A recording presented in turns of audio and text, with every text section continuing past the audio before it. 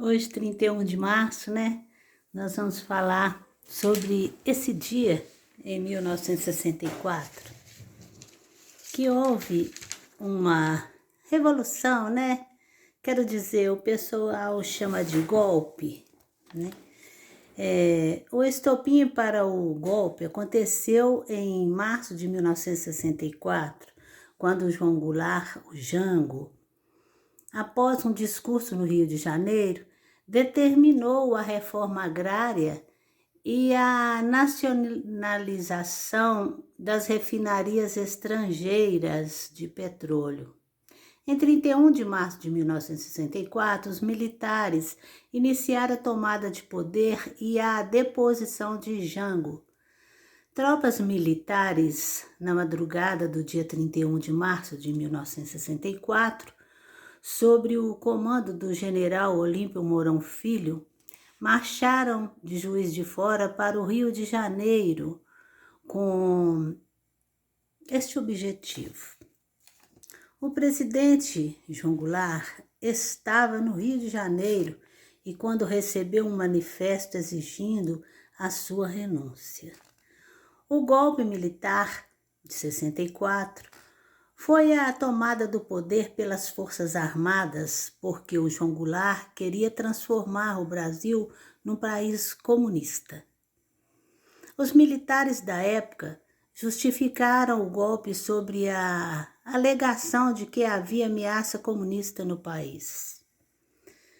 O alto custo de vida foi um dos argumentos usados pelo regime militar para também justificar o golpe.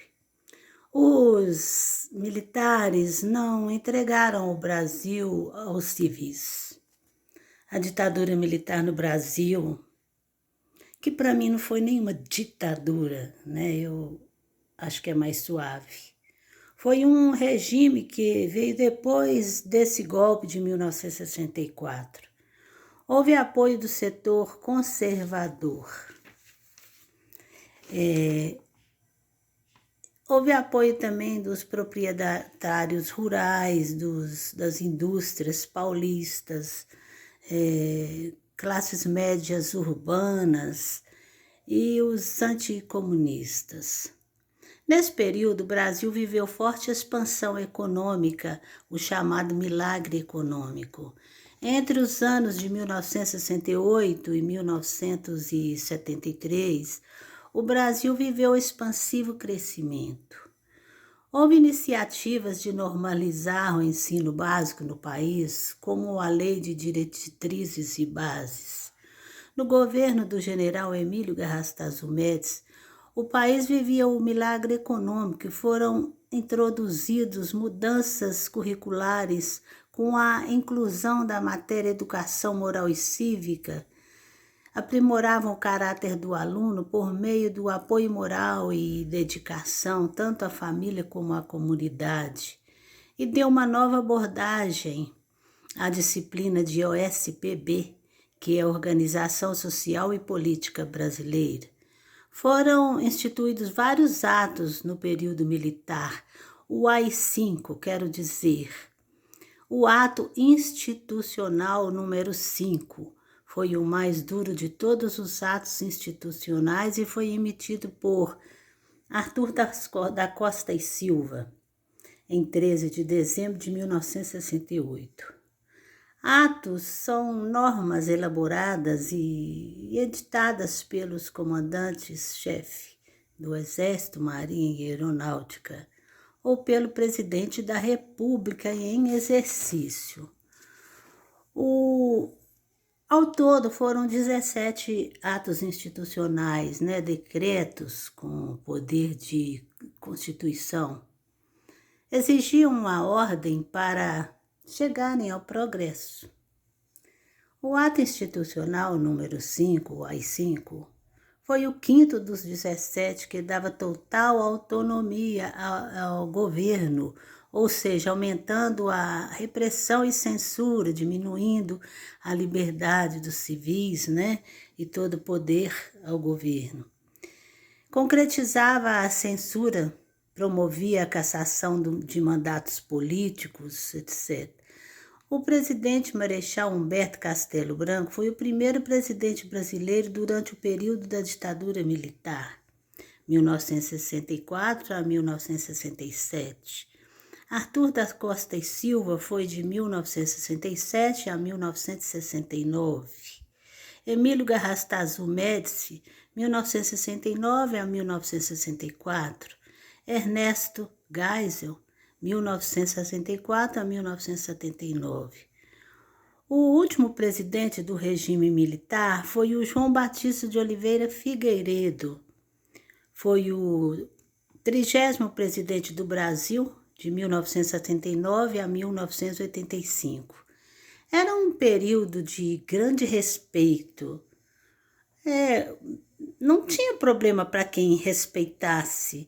E respeitasse normas que deveriam realmente ser respeitadas, né? Elas precisam ser respeitadas. Acima de tudo, o respeito é muito importante, né? E a gente vivia com uma vida tranquila, normal, né?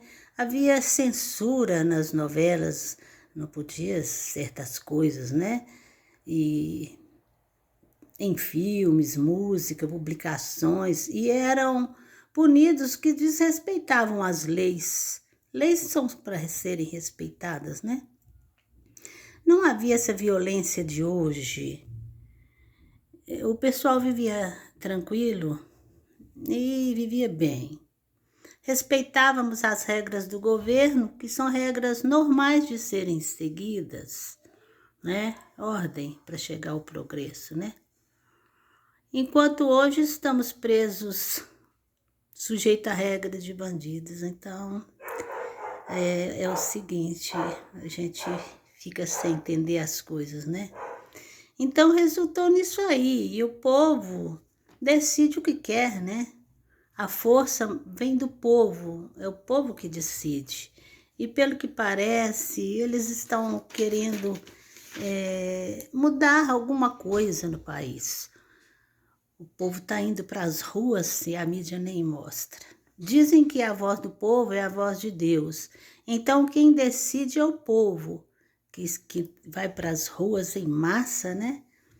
E gritam e, né, fazem manifestações aí, com cartazes e pedidos, né? Estamos em período de todo tipo de crise e vamos sair dela. Como? Bom, aí só Deus sabe, né? Deus decide através do povo. Toca a mente e o coração do povo. É perigoso quando não deixam Deus direcionar e o adversário tomar a rédea do povo, né? Então, o Brasil precisa de oração dos brasileiros e oração para nós também. Então, oremos uns pelos outros. Aí fica um pouco da história, né? Do dia 31 de março de 1964. Um abraço.